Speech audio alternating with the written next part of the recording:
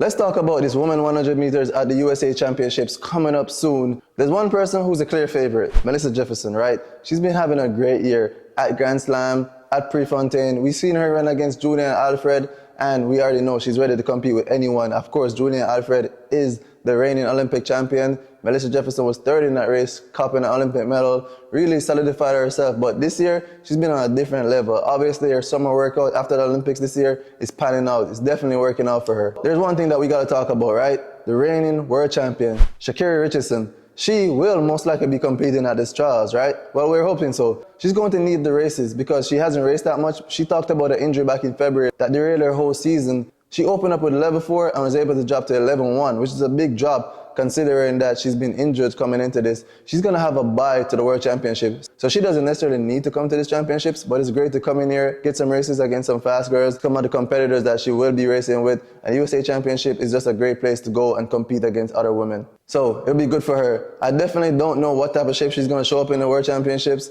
You will never know with someone like that who's capable of running 10.7, even 10.6 if she's in some of the best shape of her life, or she could come out there and be in a mix depending on if she's still building. The World Championship is still September, so she does have time to get there. But Mellisa Jefferson is a clear favorite. If she comes out there healthy, you can't foresee her not winning. She definitely is a top 3 contender without even thinking about it. I mean, 10.7, there's not a lot of people running that.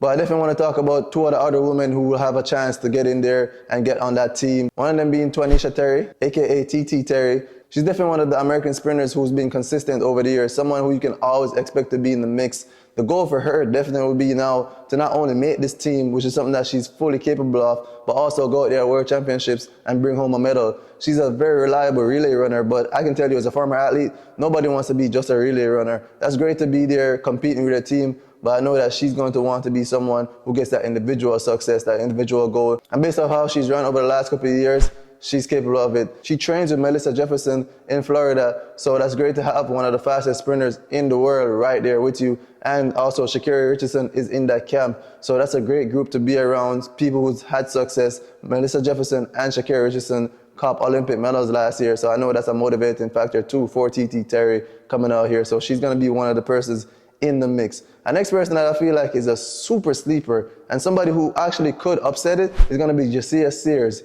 Jasia Sears actually ran 10.7 before she got injured in her last year at Tennessee, and she just wasn't the same after that. Until this year, she went out there at Prefontaine and ran 10.8, and she has one of the fastest times going into the championships, and she's someone that you're going to expect to be in that top 3 also, to be on that USA team to Tokyo. There's some other names hovering around that 3rd place and who can make the top 3. One is going to be college star Jamesia Ford, who's ran 10.8 this season. Honestly, I have a slight thought that she might not run the 100 meters just because she's more of a 200 person. And when you go into these championships fresh out of college, you want to take it easy on your body. I know this year she's taking 100 way more serious. She did see herself more as a 2.4 person, but she's gotten some real speed this year, so she could be around there. And the next person that we have to mention is one of the vets, Aaliyah Hobbs. Aaliyah Hobbs is definitely somebody that you can't count out. She's always there in the mix trying to make the teams, but I feel like this could be a year where she comes in and does something special. She's been quiet for most of the season, but she did drop 10.8, and that did make a lot of noise and throw her back in there. She had a late start to the season. She didn't run her traditional strong indoors and then come outdoors,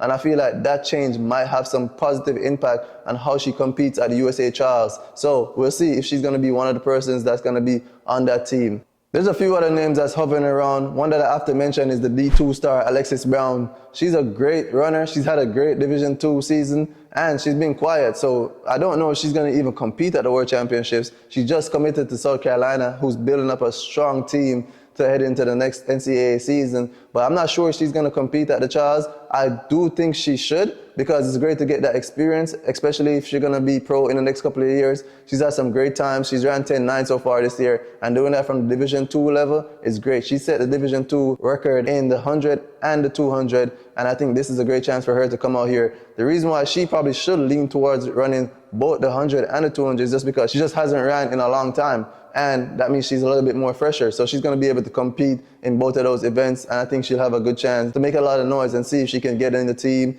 and possibly get on a relay spot, because getting on that relay spot and getting that experience is going to be great. So I want to know, who's your top 3? Definitely all the ladies I mentioned is in the mix, but one thing I love to talk about is who's going to upset it. There's a reason why we run these races. It never really pans out exactly how we think. We think this person's going to win, we think this is going to be the top 3, but it doesn't always be like that. Let me know in the comments, who's someone that I didn't mention in this video that you think could come in there and upset it? Who's somebody that you think is going to make the relay that we just haven't seen yet?